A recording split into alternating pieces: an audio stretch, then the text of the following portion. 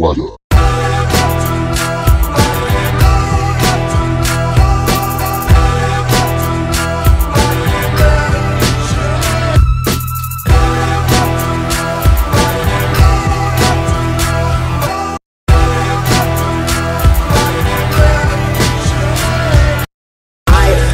Said that we should take increased numbers of refugees. The administration originally said 10. I said we should go to 65, but only if we have as careful a screening and vetting process as we can imagine, whatever resources it takes.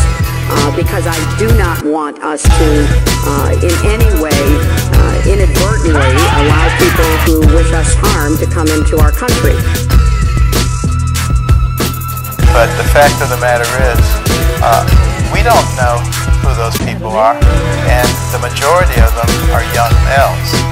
And they could easily be people who are being infiltrated by terrorists, and recognize that once you bring them in, then you've got to bring other members of the family in, so you're multiplying that number substantially. This is not something that we can necessarily afford to do in terms of exposing our population to that kind of risk right now. 100,000 Syrians, right? And they could be, listen, they could be ISIS. I don't know. Did you ever see a migration like that? And I'll tell you right now, and I'm putting everybody on notice, and hopefully this gets outside of this room, and I guess it will with all these crazy cameras going back there. I'm putting the people on notice that are coming here from Syria as part of this mass migration.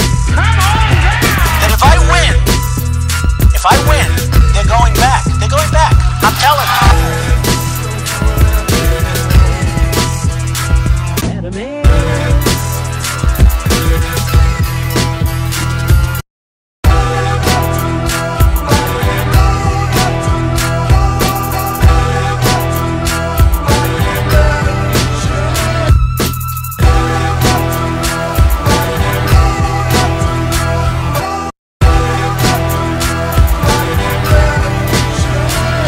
I hear folks say that, well, maybe we should just admit the Christians, but not the Muslims. When I hear political leaders suggesting that there would be a religious test for which person who's fleeing from a war-torn country is admitted, when some of those folks themselves come from families who benefited from protection when they were fleeing political persecution.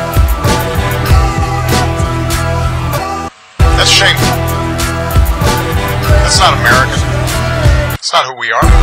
Unless we improved it very, very substantially to the point where we can virtually guarantee that we were not importing terrorists, it seems to me like an inappropriate thing to do at this stage. When in fact, when we have countries over there who are refusing to take in refugees. It doesn't make any sense to me that we should have to do it and they're not taking in refugees from their own area. Why should we have to do it?